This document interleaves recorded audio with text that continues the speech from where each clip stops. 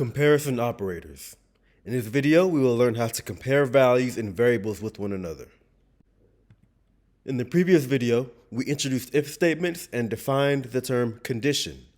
We defined it as either a Boolean value, a Boolean variable, or a Boolean expression. In the previous video, we saw examples of Boolean values and Boolean variables, and now in this video, we'll see examples of a Boolean expression. A Boolean expression is a comparison between two values and or variables that will evaluate to either true or false. To illustrate, here's a code example. Suppose I declare a variable named AVG, which is short for average, which will store a student's average in a particular class. I then write an if-else statement where that variable is compared to 80. If the variable is greater than 80, then the code will print you may exempt. If it is not, it'll print you may not exempt. In this example, our condition is a comparison. It's a comparison between a variable and a value. We can compare variables to values. We can compare values to values. We can compare variables to variables. It's all allowed in Python. Here in this situation, since the AVG variable stores 78, 78 is not greater than 80, thus the condition will evaluate to false, and thus the else condition will execute, printing you may not exempt. Okay. Now, suppose I change the value in AVG to 85. Well, in this case, 85 is greater than 80, so the condition evaluates to true, and thus you may exempt gets printed out. The following table lists all the comparison operators used in Python, operators used for comparing integers and floats. If you've already completed algebra class and hence have already learned about the less than and greater than operators, then the meaning for each of these operators will be pretty self-explanatory.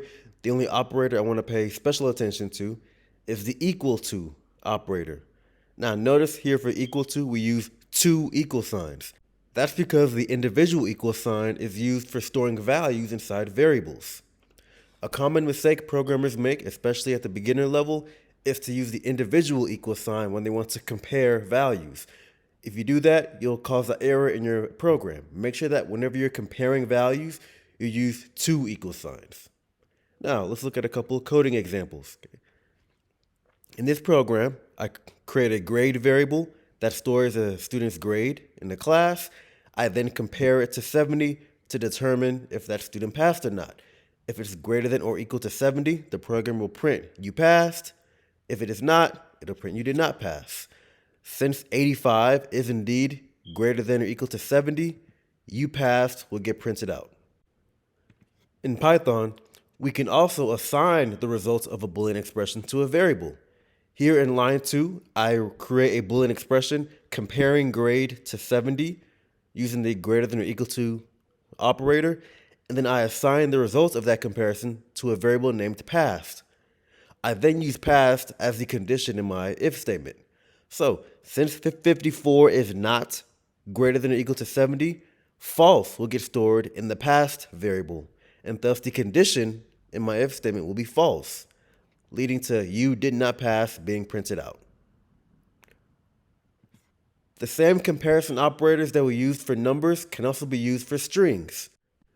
If a string is greater than another string, then that generally means that the string comes later in the dictionary. If a string is less than another, then that generally means it comes earlier in the dictionary. The reason why I say generally is because in Python, as you know, strings don't always contain letters. Strings can sometimes contain punctuation, numbers, spaces, so on and so forth. Okay? That's when comparing strings can become tricky. In this course, you need not worry too much about that. For this course, it'll be enough just to memorize that numbers come before letters and uppercase letters come before lowercase letters. So now let's look at a couple code examples. Suppose I create a variable named name and store inside it Mary. Then for my multi-way statement, I assert if name is less than Elena, then print before Elena. If name is greater than Elena, then print after Elena. Otherwise, print equal to Elena. Since Mary would come after Elena in the dictionary, and both strings are begin with the uppercase letter, the second condition would evaluate to true, and thus, after Elena would get printed out.